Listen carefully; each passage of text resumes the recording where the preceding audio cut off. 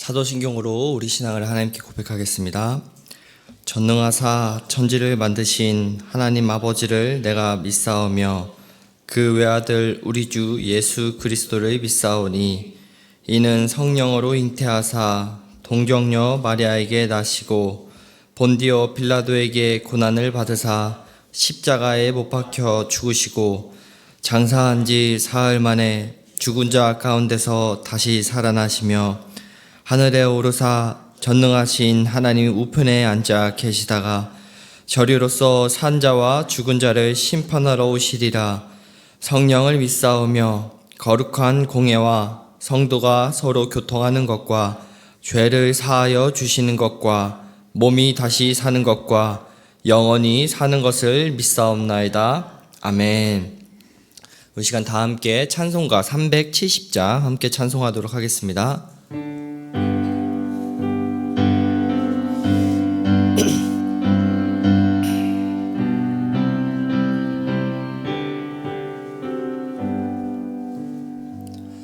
주 안에 있는 나에게 딴 근심이 있으랴. 십자가 밑에 나가 내 짐을 풀었네. 주님을 찬송하면서 할렐루야 할렐루야. 내 앞길 멀고 험해도 나 주님만 따라가리. 그 두려움이 변하여 내 기도 되었고 전날의 한숨 변하여 내 노래 되었네. 주님을 찬송하면서 할렐루야 할렐루야. 내 앞길 멀고 험해도 나 주님만 따라가리. 내 주는 자비하셔서 늘 함께 계시고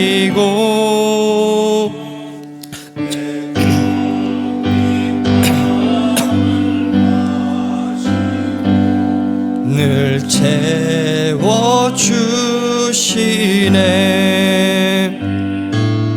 주님을 찬송하면서 할렐루야 할렐루야. 내 앞길 멀고 험해도 나 주님만 따라가리. 내 주와 맺은 언약은 영불변하시니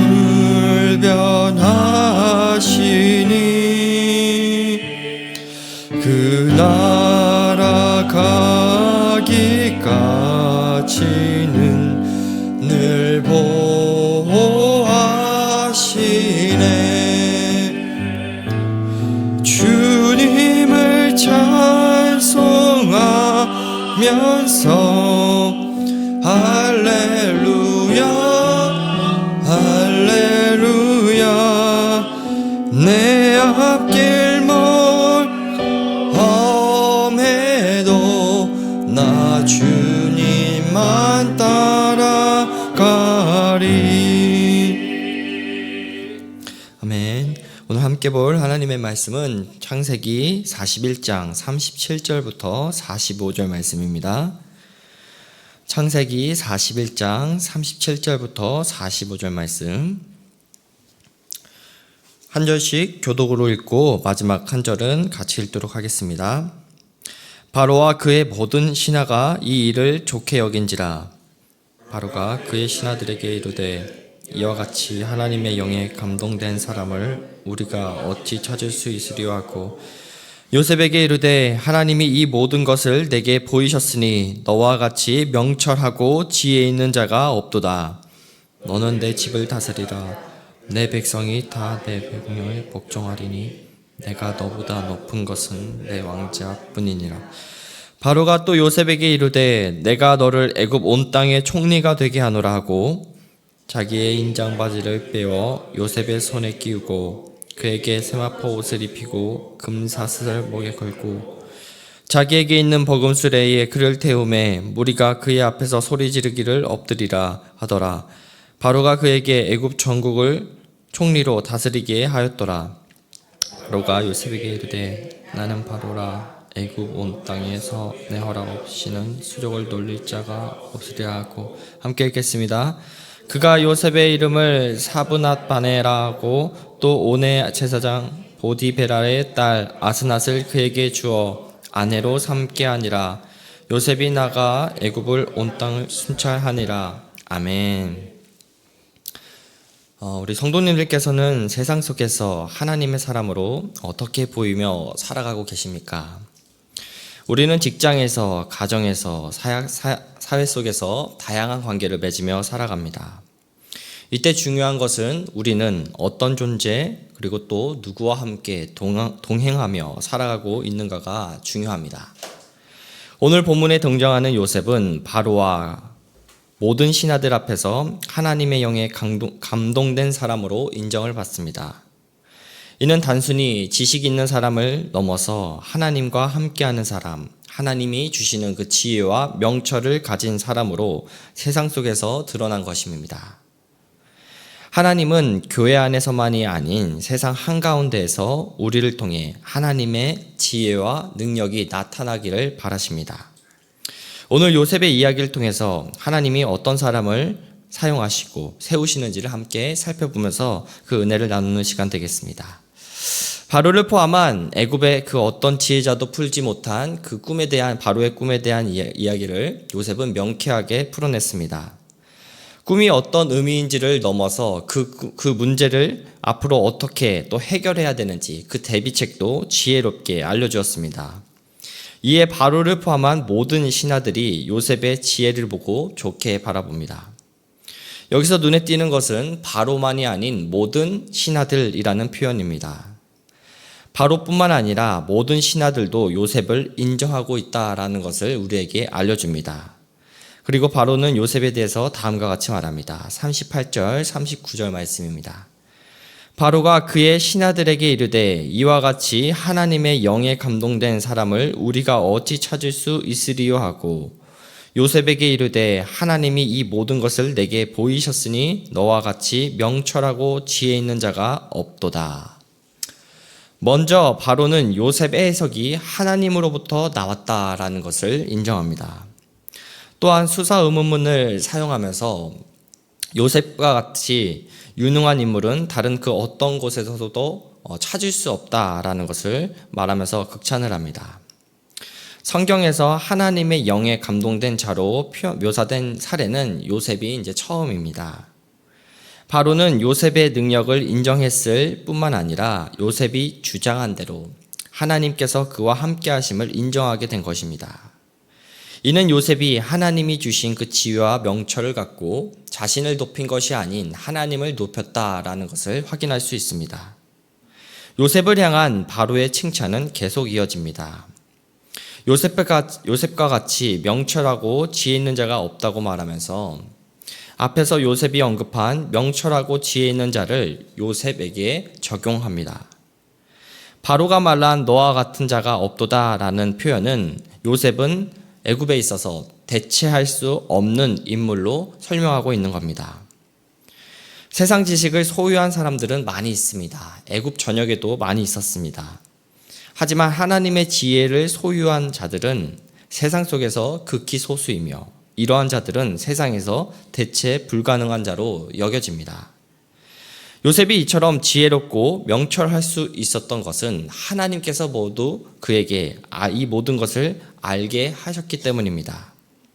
날마다 하나님을 경외하며 정직한 길로 걸어갔던 요셉과 함께 하시며 그에게 지혜와 명철을 더했습니다.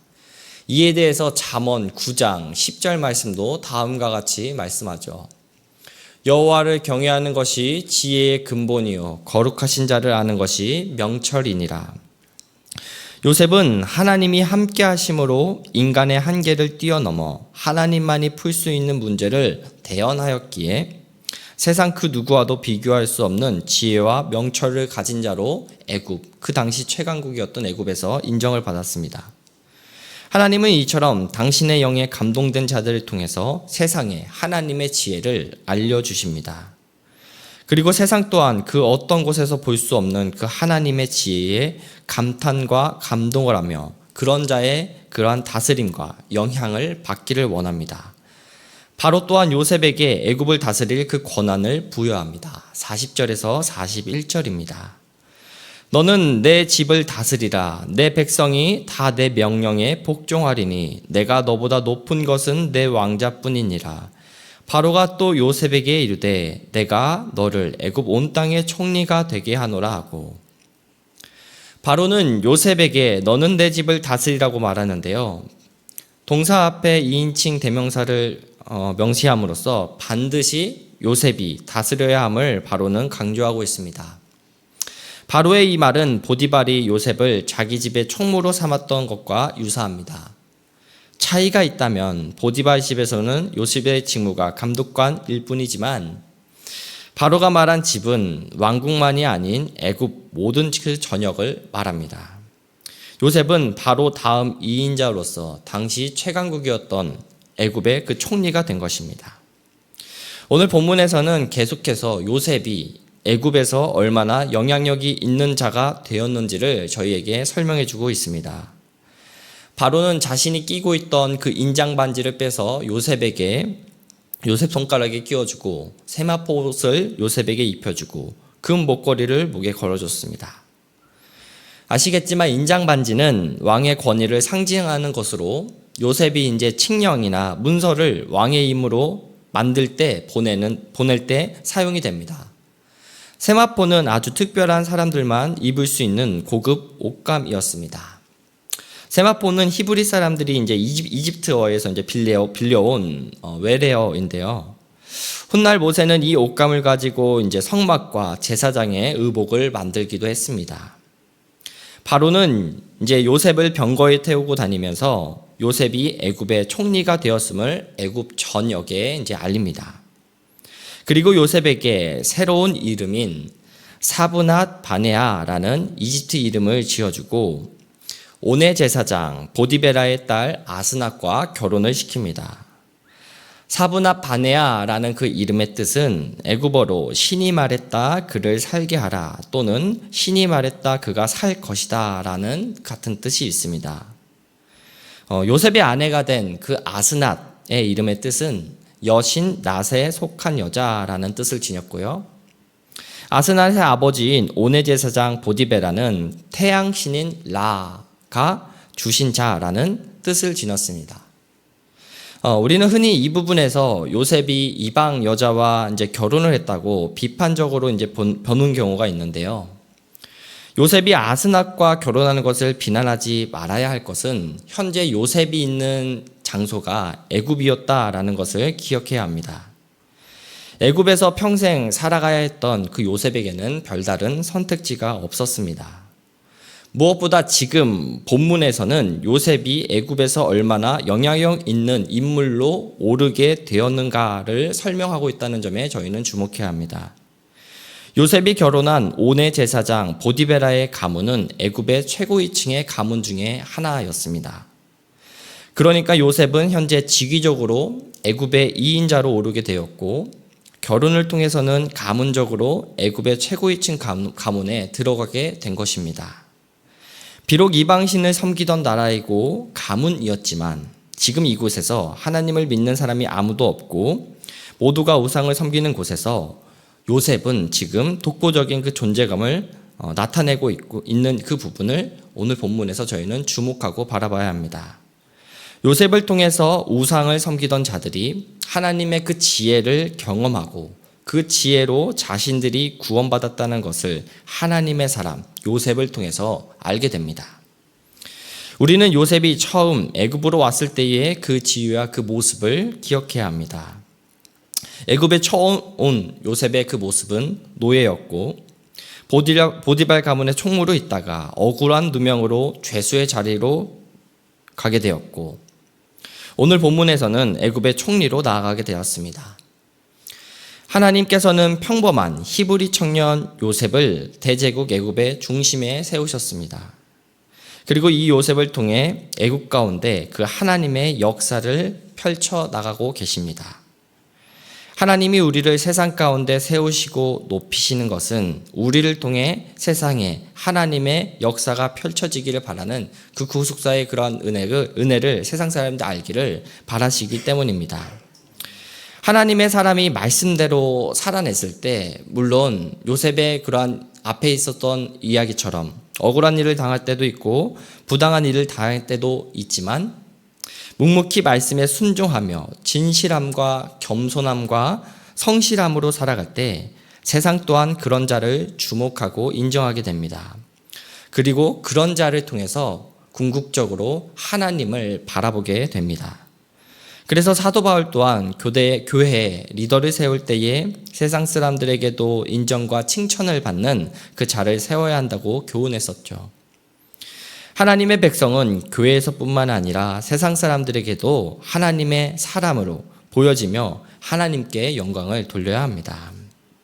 말씀을 맺겠습니다. 사랑하는 성도 여러분, 요셉의 이야기는 단순히 히브리 청년이 애굽의 총리가 되었다라는 성공담의 이야기가 아닙니다. 하나님은 요셉을 통해서 세상이 인정할 수밖에 없는 하나님의 사람이 어떤 자인지를 보여주고 계십니다. 노예에서 죄수로, 죄수에서 총리로 올라가는 그 과정은 인간의 능력이 아닌 전적으로 하나님이 함께 하신 그 결과였습니다. 오늘 본문이 주는 그 메시지도 분명합니다. 하나님의 사람은 하나님의 영에 감동된 자로 드러낸다는 점이고요. 또한 하나님의 지혜와 명철은 세상이 줄 수 없는 권위와 영향력을 끼친다라는 점이고요. 우리가 겸손히 말씀을 따라 살아갈 때 세상도 결국 하나님의 사람을 인정하며 하나님을 바라보게 된다라는 겁니다. 따라서 우리 또한 요셉과 같이 세상 속에서 하나님을 드러내는 삶을 살아내야 합니다. 직장에서, 가정에서, 우리의 삶의 자리에 있을 때 사람들이 우리를 보고 이렇게 말할 수 있어야 합니다. 하나님의 영에 감동된 사람을 우리가 어디서 찾을 수 있으리요? 오늘도 하나님께서 우리를 세상 속에서 세우신 이유는 우리를 통해 하나님의 그러한 지혜와 사랑을 나타내기 위함이라는 것을 기억하길 바랍니다. 그러므로 성도님들의 삶이 요셉과 같이 세상 속에서 하나님을 드러내는 그 통로로 사용되길 주님의 이름으로 축복하고 기도합니다. 우리 오늘 말씀을 갖고 세 가지를 갖고 함께 기도하길 바랍니다. 먼저 첫 번째는 우리가 하나님의 위대하심을 우리의 그런 정직과 성실한 삶을 통해서 세상에 알리는 주의 백성이 되게 해달라고 함께 기도하길 바랍니다. 두 번째로는 우리가 다른 것과 동행하는 것이 아닌 매일매일 말씀으로 하나님과 동행함으로 지혜와 명철을 소유하며 세상이 해결하지 못하는 그 문제와 갈등을 해결하고 도와주는 그 복음의 도구가 되게 해달라고 함께 기도합시다. 마지막 세 번째로는 다음 주에 있을 특별 새벽 부흥회를 위해서 함께 기도하길 바랍니다. 교구와 우리 청년 그리고 다음 세대 등 전 교회가 정말로 변화와 성장을 위해서 그 믿음의 걸음을 걸어가는 그 시간 되게 해달라고 우리 세 가지 이 기도 제목을 갖고 함께 기도하며 나아가겠습니다. 하나님 아버지 감사합니다. 오늘도 주의 말씀을 갖고 하나님 다시 한번 또 주님 앞에 나오게 해주심에 감사함을 드립니다. 하나님 요셉과 같이 항상 그렇게 정직과 성실한 그 삶을 살아갈 때에 때로는 그 억울한 일도 힘든 일도 있지만 하나님 묵묵히 하나님 말씀의 자리에 하나님의 일을 했을 때에 하나님 정말로 세상 또한